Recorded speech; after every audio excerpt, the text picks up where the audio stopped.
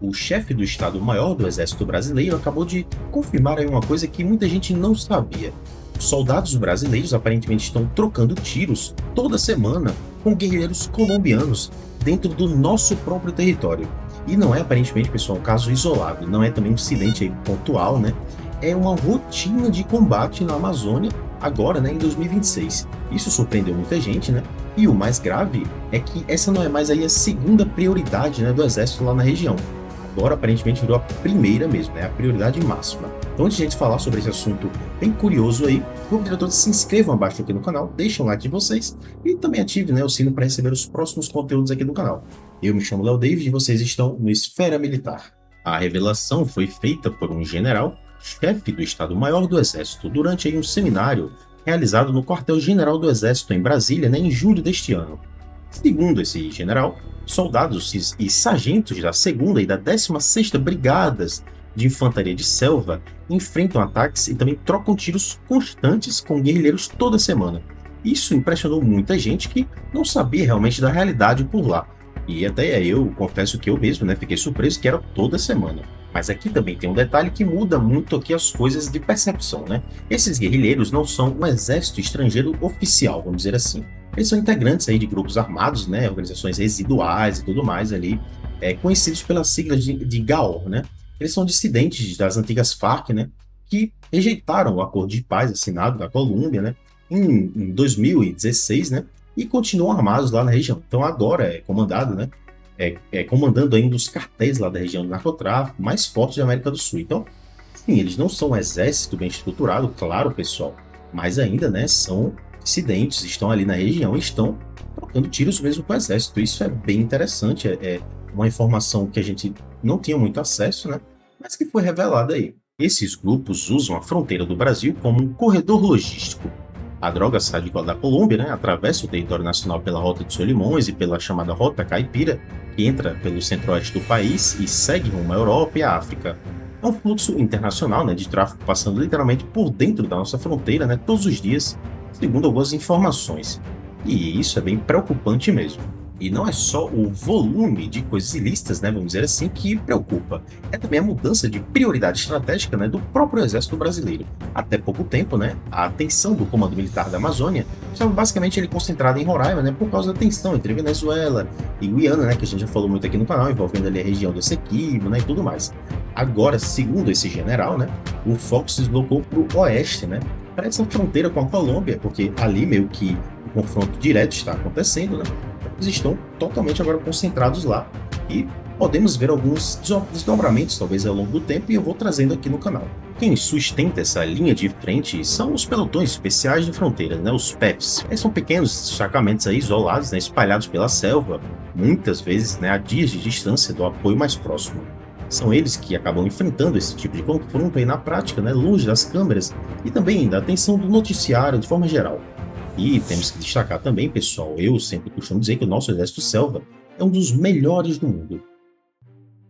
Isso aparentemente já aconteceu antes, claro, numa escalada muito menor do que hoje, né?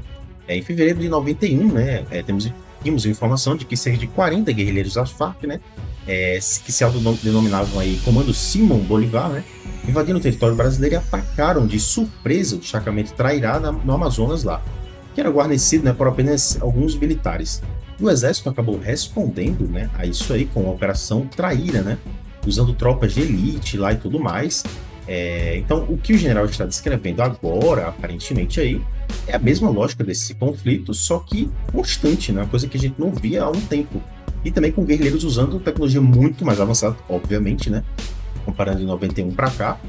Então, é uma coisa que talvez o exército possa tomar de aprendizado também, né? Vamos ver, os desdobramentos, eu acredito que se a gente souber utilizar esse conflito que está rolando lá como um aprendizado, pode haver novidades também no exército e tudo mais, talvez algumas operações especiais diferentes. Hoje, esses grupos não dependem, né, só de conhecimento de selva. Eles usam aí embarcações rápidas, internet via satélites, drones, armamentos modernos. A guerrilha, né, basicamente aí de fronteira de 2026, tem uma sofisticação tecnológica que os guerrilheiros que eu comentei de 1991 nem imaginavam, né? Então, o nível de aprendizado também do exército nessa situação pode ser muito maior também.